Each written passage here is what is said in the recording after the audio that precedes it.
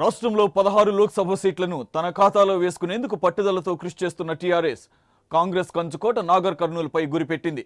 తెలంగాణ రాష్ట్ర సమితి ఏర్పాటయ్యాక ఒక్కసారి కూడా నాగర్ కర్నూలు వశం కాకపోవడంతో ఈసారి ఎలాగైనా దక్కించుకోవాలని వ్యూహాలు సిద్ధం చేస్తోంది. అసెంబ్లీ ఎన్నికల్లో క్లీన్ స్వీప్ దక్కడంతో లోక్సభ ఎన్నికల్లోనూ అదే రిజల్ట్ రిపీట్ చేసేందుకు సిద్ధమవుతోంది. అధికార పక్షానికి ధీటుగా కాంగ్రెస్ సైతం కథన కుతూహలంతో ఉంది. కొత్త వాటి సంగతి అటుంచితే కనీసం సిట్టింగులనైనా కాపాడుకోవాలనే దృఢ నిశ్చయంతో ఉంది. ఇరు పక్షాలు ప్రతిష్టాత్మకంగా తీసుకోవడంతో నాగర్ కర్నూలు లోక్సభ ఫైట్ టఫ్గా మారుతోంది. తెలంగాణ రాష్ట్రంలో కాంగ్రెస్ పార్టీకి ఉన్న 22 పార్లమెంట్ సెగ్మెంట్లలో ఒకటి నాగర్ కర్నూలు. 3 జిల్లాల పరిధిలో విస్తరించి ఉన్న అతిపెద్ద నియోజకవర్గం కాంగ్రెస్ పార్టీ కంచుకోట. 2014 ఎన్నికల్లో తెలంగాణ ప్రాంతమంతటా టీఆర్ఎస్ హవానే ఉన్నప్పటికీ నాగర్ కర్నూలు సెగ్మెంట్లో మాత్రం అనూహ్యంగా కాంగ్రెస్ సీనియర్ నేత నంది ఎల్లయ్య విజయం సాధించారు. 1996 నుంచి నాగర్ కర్నూలు ఎంపీగా ఉన్న మంతా జగన్నాథానికి కోలుకోలేని షాక్ ఇచ్చారు. ఉమ్మడి మహబూబ్ నగర్ జిల్లాలో ఉన్న 2 లోక్సభ స్థానాల్లో నాగర్ కర్నూలు పార్లమెంట్ నియోజకవర్గం ఒకటి. ఈ లోక్సభ నియోజకవర్గం పరిధిలో మొత్తం 7 అసెంబ్లీ సెగ్మెంట్లు ఉన్నాయి. 2009 నియోజకవర్గాల పునర్విభజన అనంతరం ఈ నియోజకవర్గంలోకి కొత్తగా వనపర్తి, గద్వాల శాసనసభ నియోజకవర్గంలో వచ్చి చేరాయి. గతంలో ఉన్న జడ్చర్ల, షాద్ నగర్ శాసనసభ నియోజకవర్గాలు మహబూబ్ నగర్ లోక్సభ నియోజకవర్గం పరిధిలోకి, పరిగి శాసనసభ నియోజకవర్గం, చేవెళ్ల లోక్సభ నియోజకవర్గంలోకి చేరిపోయాయి. ప్రస్తుత నాగర్ కర్నూలు పార్లమెంట్ నియోజకవర్గ పరిధి నాగర్ కర్నూలు, కల్వకుర్తి, అచ్చంపేట, కొల్లాపూర్, వనపర్తి, అలంపూర్, గద్వాలలతో విస్తరించి ఉంది. ఈ పార్లమెంట్ నియోజకవర్గంలో ఎస్సీల శాతం అధికంగా ఉంది.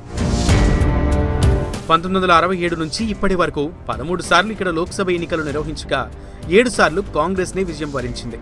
నాగర్ కర్నూలు నుంచి అత్యధిక సార్లు ఎంపీగా మందా జగన్నాథం గెలుపొందారు. 3 సార్లు టీడీపీ నుంచి ఒక్కసారిగా కాంగ్రెస్ తరపున ఆయన గెలుపు నమోదు చేశారు. 4 సార్లు పార్లమెంట్లో అడుగుపెట్టిన మందా జగన్నాథం పార్లమెంట్లో ప్రముఖ రాజకీయ నేతగా ఎదిగారు. 2013లో కాంగ్రెస్ పార్టీకి గుడ్ బై చెప్పి తెలంగాణ రాష్ట్ర సమితిలో జాయిన్ అయ్యారు. నాగర్ కర్నూలు పార్లమెంటుపై మంచి పట్టున్న మందా జగన్నాథం గత ఎన్నికల్లో అనూహ్యంగా కాంగ్రెస్ సీనియర్ నేత నంది ఎల్లయ్య చేతిలో పరాజయం చవిచూశారు. అంతా నాగర్ కర్నూలులో మందా టీఆర్ఎస్ జెండా ఎగరేస్తారని ఆశించిన నంది ఎల్లయ్య అనూహ్య విజయం వారి అంచనాలని తారుమారు చేసింది. 2014 ఎన్నికల్లో అనూహ్యంగా విజయం సాధించిన నంది ఎల్లయ్య కాంగ్రెస్ నుంచి గెలుపొంది మందా జగన్నాథంకు షాక్ ఇచ్చారు. టీఆర్ఎస్ గాలి వీస్తున్న సందర్భంలో పోటీకి దిగిన 70 ఏళ్ల నంది ఎల్లయ్య నాగర్ కర్నూలు ఎంపీగా గెలిచారు. రాజకీయాల్లో ఎక్కడ పోటీ చేసినా ఆయనకు తిరుగులేదని నిరూపించారు. 7 పదుల వయసులో కూడా ఎంపీగా విజయం సాధించిన నంది కాంగ్రెస్ అధిష్టానం చేత శభాష్ అనిపించుకున్నారు. 5 సార్లు లోక్సభ సభ్యుడిగా, 2 సార్లు రాజ్యసభ సభ్యుడిగా పనిచేసిన నంది ఎల్లయ్య నాగర్ కర్నూలు ప్రజలు అదే స్థాయిలో అభివృద్ధి చేస్తారని ఆయనకు పట్టం కట్టారు. కానీ నంది ఎల్లయ్య మాత్రం ఈ పార్లమెంట్ నియోజకవర్గాన్ని పట్టించుకోలేదన్న విమర్శలు ఉన్నాయి. గెలిచిన నాటి నుంచి ఇప్పటి వరకు నంది ఎల్లయ్య పట్టుమని 14 సార్లు కూడా నాగర్ కర్నూలులో పర్యటించలేదంటే పరిస్థితి అర్థం చేసుకోవచ్చు. గుండెల్లో పెట్టుకుని అతన్ని గెలిపిస్తే నాగర్ కర్నూలు ప్రజలకు మిగిలింది శూన్యమే అని చెప్పవచ్చు. ఎన్నడూ కూడా ప్రజల సమస్యలను పట్టించుకోకపోవడమే కాదు, కనీసం వాటి దరిదాపులకు కూడా రాలేదన్న విమర్శలు వెల్లువెత్తుతున్నాయి. నంది ఎల్లయ్య ఎంపీ కోటా కింద వచ్చిన నిధులను సద్వినియోగపరుచుకోలేదని స్పష్టమవుతోంది. కనీసం అతన్ని చూద్దామన్నా దర్శనమివ్వని పరిస్థితి.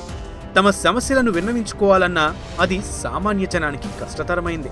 నియోజకవర్గంలో ఆఫీస్ లేదు, ప్రజల సమస్యలు చెప్పుకోవడానికి వేదిక లేకుండా పోయింది. దీంతో నాగర్ కర్నూలు పార్లమెంట్ నియోజకవర్గంలో నంది ఎల్లయ్య పనితనంపై అసంతృప్తిగా ఉన్నారు అక్కడి ప్రజలు. గ్రామాల యొక్క సమస్యలు, నియోజకవర్గ సమస్యలు, పబ్లిక్ సమస్యలు, ఊర్లో ఉన్న రోడ్ల సమస్యలు, అన్ని సమస్యలు తెలుసు. అది స్థానికేతరులు అయితే వాళ్ళకి ఏం తెలియదు. తెలిసినా కానీ చేయరు. వాళ్ళకి గ్రామకాశ గెలుస్తారు, వెళ్ళిపోతారు. గతంలో ఉన్న పార్లమెంట్ సభ్యులు నంది ఎల్లయ్య గారు గెలిచిండు.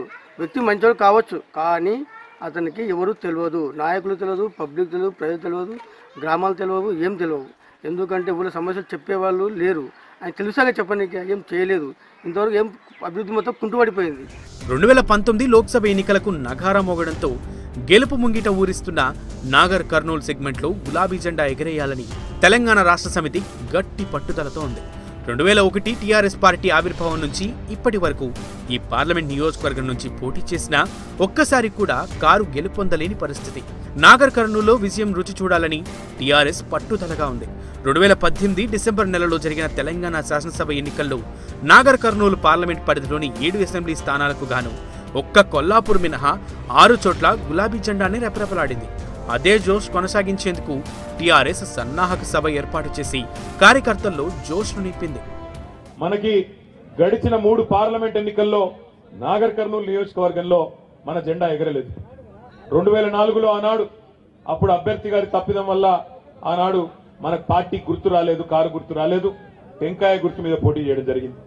2009లో కూడా ఆనాడు ఆ పొత్తు కలిసి రాక పొత్తు వికటించి ఆనాడు కూడా మనకు విజయం దక్కలేదు. 2014లో నిజానికి మనం గెలిచినాం, సాంకేతికంగా ఓడిపోయినాం కానీ నిజానికి గెలిచినాం. ఓటమి పాలైంది 16,000తో.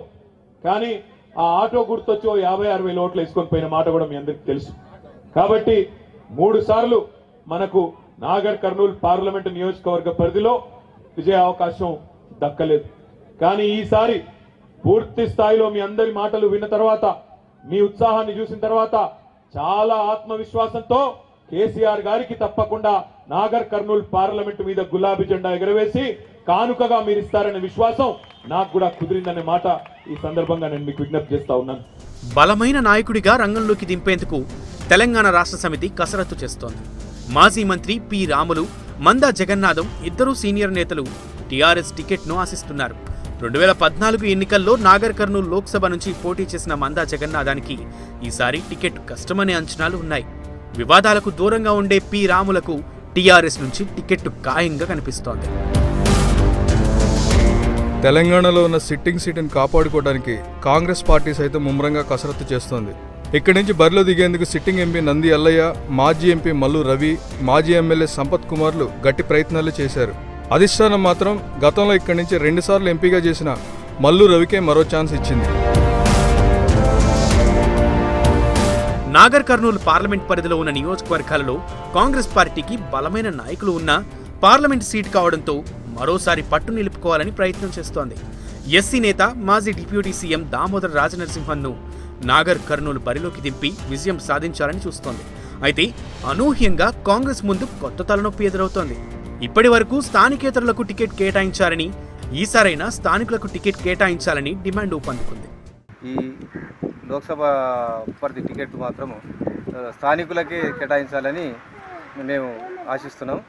ఇతరులకు కేటాయిస్తే అభివృద్ధి జరగదు, అభివృద్ధి ఎప్పటిలాగానే కుంటుపడిపోతుంది. అందుకొరకు స్థానికులకు ఇస్తే చాలా బాగుంటుంది. ఏ పార్టీ అయినా సరే, పార్టీలకు అతీతంగా అన్ని పార్టీలు స్థానికులకే ఇస్తే మంచిగా ఉంటుంది. నాగర్ కర్నూల్లో ఎంపీలుగా కాంగ్రెస్ నుంచి నాన్ లోకల్ వ్యక్తులే కొనసాగారు. మల్లు అనంతరాములు, మల్లు రవి, మందా జగన్నాథం, ప్రస్తుత సిట్టింగ్ ఎంపీ నంది ఎల్లయ్య అందరూ స్థానికేతరులే. ప్రస్తుతం పోటీలో ఉన్న మాజీ ఎమ్మెల్యే సంపత్, పీసీసీ అధికార ప్రతినిధి సతీష్ మాదిగా ఇద్దరూ మాత్రం స్థానికులు. కనుక లోకల్ నేతలకే టికెట్ కేటాయించాలని గాంధీ భవన్ ముందు ధర్నా చేశారు కార్యకర్తలు. రిజర్వ్డ్ పార్లమెంట్ స్థానమైన నాగర్ కర్నూలు నుండి లోకల్ అభ్యర్థులకే అవకాశం ఇవ్వాలనే రగడ ఢిల్లీ వరకు చేరింది. నాగర్ కర్నూలు ఎంపీ టికెట్ను స్థానికులకు ఇవ్వాలంటూ అక్కడ పార్టీ నేతలు గలమెత్తారు. ఏఐసీసీ ప్రధాన కార్యాలయం ముందు ర్యాలీ కూడా నిర్వహించారు.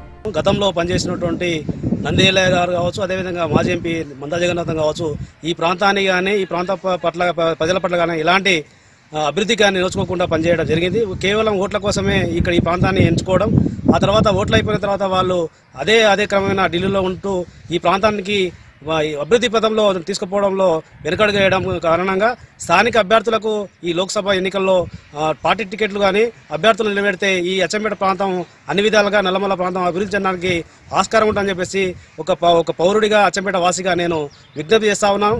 టీఆర్ఎస్ పార్టీ నుంచి స్థానికుడైన మాదిగ సామాజిక వర్గం నేతకు టికెట్ ఇవ్వటమే తాజా లోకల్ పంచాయతీకి అసలు కారణం.